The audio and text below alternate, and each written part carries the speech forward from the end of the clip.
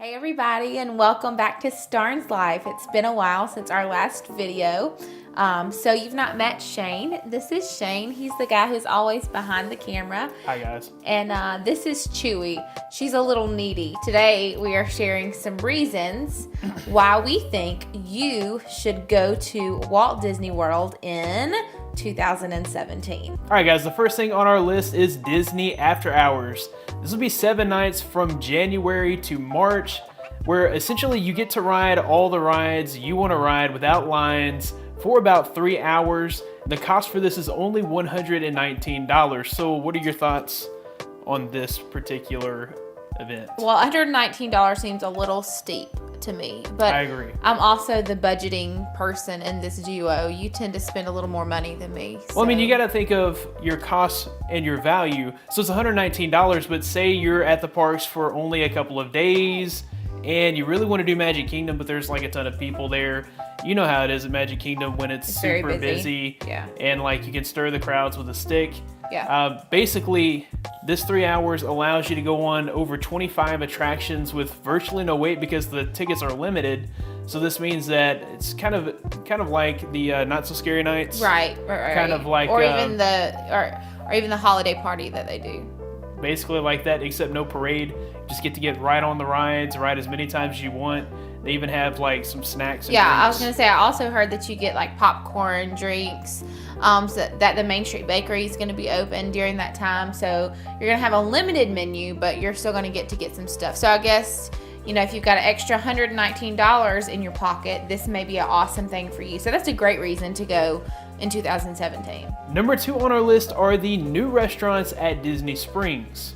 Now, I'm a foodie. Our entire family is a bunch of foodies, and we love Disney Springs. If you've not been to Disney Springs in a while, it used to be Downtown Disney, but now it's referred to as Disney Springs. They have completely revamped it, and recently they have opened up or are about to open up a bunch of new restaurants. And we have heard about the newest one that has recently opened is the new Planet Hollywood. What's it called? The Planet Hollywood Observatory, right? Planet Hollywood Observatory. Now, we have heard not so great reviews about this one, but we've heard really great things about the atmosphere, but the food's not so great.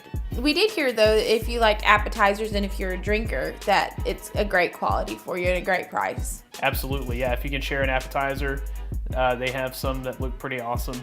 One thing that you may not like about the update is that it no longer accepts the Disney dining plan. We used to go there all the time. It's pretty much like a tradition to go to Planet Hollywood the first night that we arrived in Orlando, and we would use one table service credit.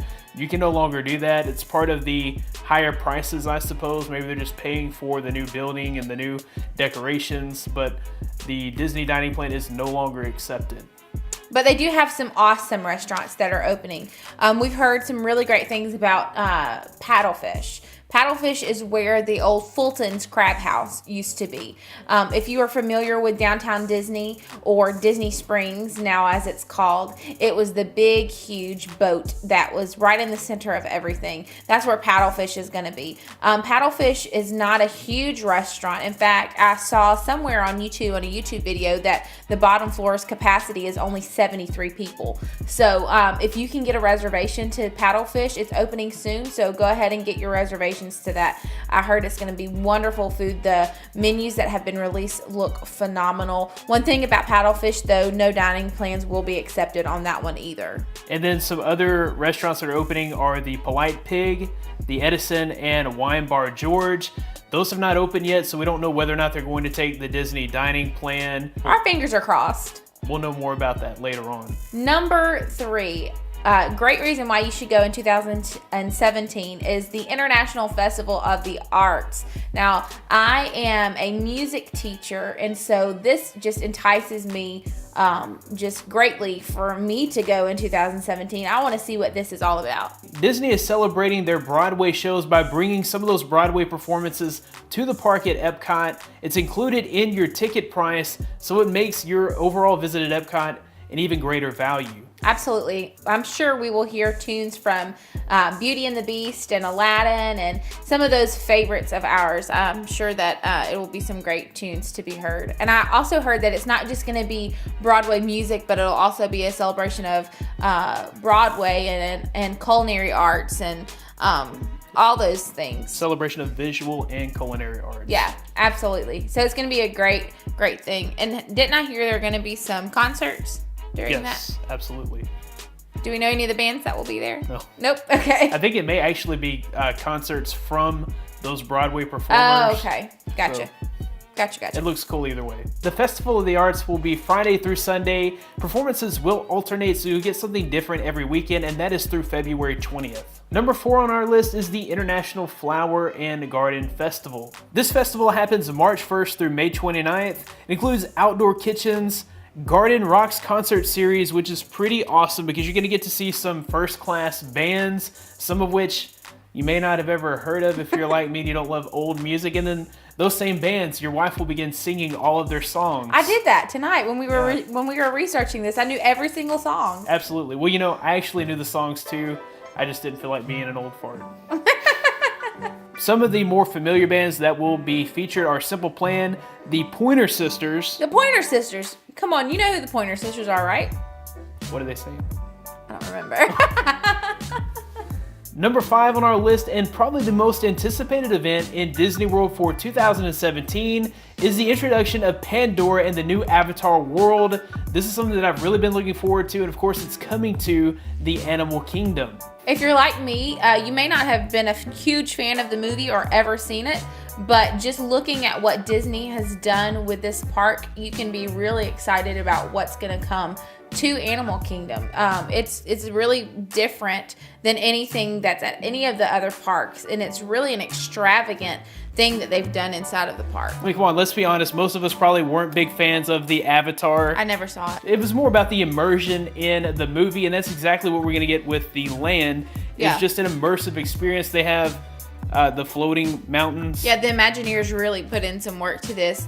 If you've seen any of the graphics that have been floating around online on blogs and things like that, I mean, there literally are floating mountains that are in this park. Some of the most advanced animatronics ever. Yeah, they have really went above and beyond when it comes to Imagineering on this park. It's absolutely incredible, the work and the just the art that has been put into this park. It's going to be absolutely breathtaking. There's going to be plants that light up, so that's pretty incredible.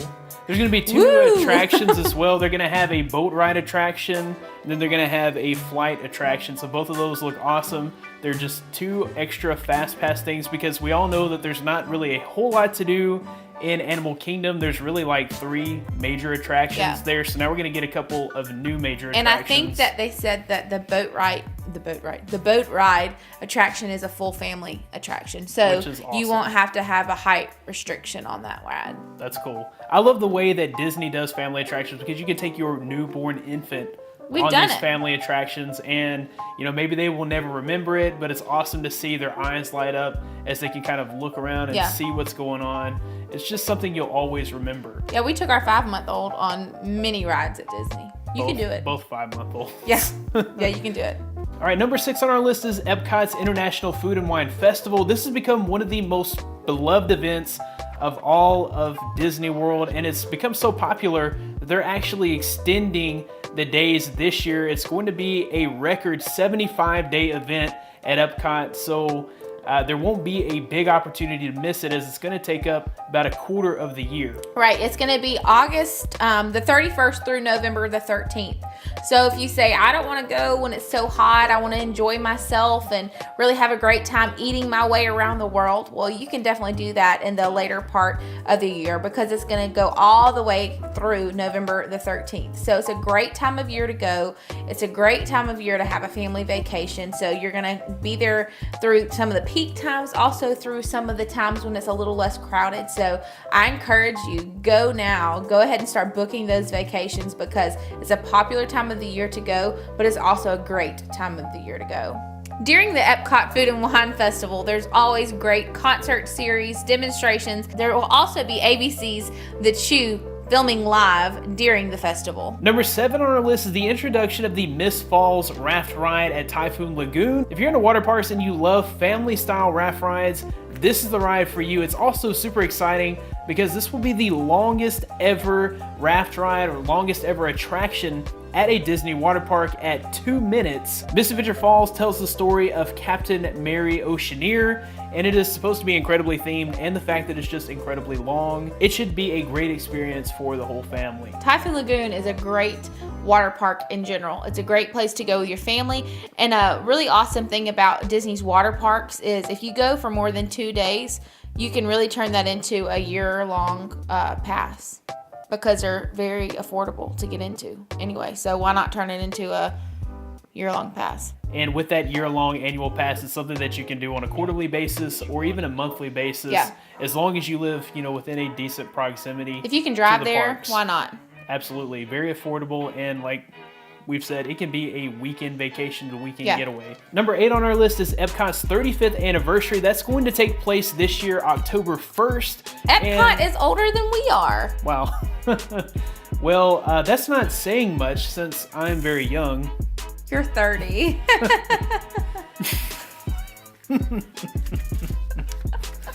And she's 22. Other than just celebrating the age of Epcot, you're also going to have access to some pretty cool Epcot 35th anniversary merchandise, and I'm sure they'll do some trading pins. Those of you who like trading pins, I'm sure there will be a 35th anniversary trading pin.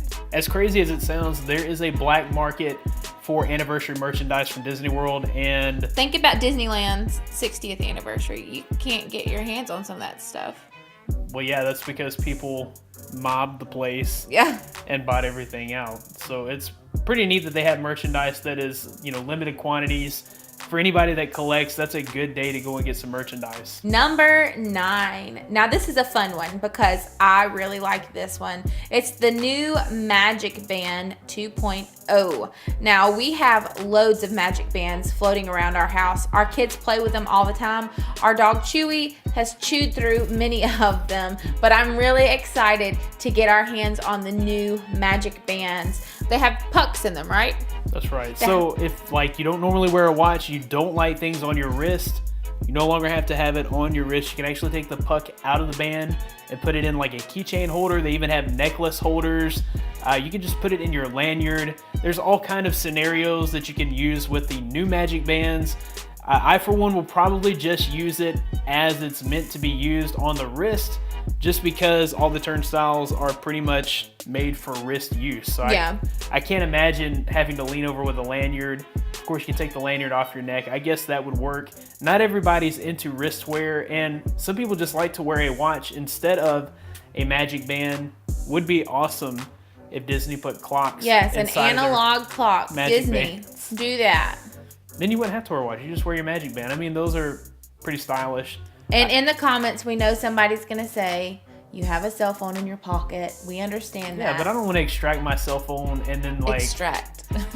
I don't want to extract my cell phone from my pocket and then be forced to look at work stuff. That's right. I just want to leave my phone alone and look at a clock on my Magic Band. But I am excited that in 2017, I can get a new Magic Band. Number 10. Star Wars Tours is a 7-hour tour experience. It's only going to set you back $121 per person. And this is for the die-hard Star Wars fan. It's simply because all you're going to be doing is Star Wars stuff.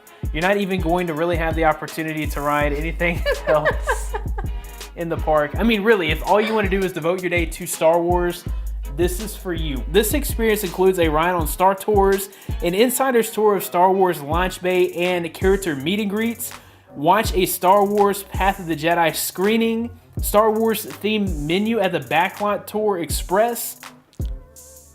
Quit licking your lips. Stop. That's so gross. Eat from a Star Wars themed menu at the Backlot Tour Express, and cap off the day with a Star Wars fireworks dessert party, which includes reserved viewing for the Star Wars Fireworks Spectacular Show. And you may even get to see your own Princess Chewbacca. As you guys can see, there are tons of awesome new things to do at Disney World in 2017. And I would love to help you and your family book your vacation. We'll be sure to link you guys in the description of where you can go and get more information about our booking services. Remember, my services are 100% free. Be sure to mention this video for your free $25 Disney gift card with your completed booking. And that about wraps it up for this video. Be sure to like, comment, and subscribe. Thanks guys for watching. Be blessed. We'll see you in the next one. Give me sugar.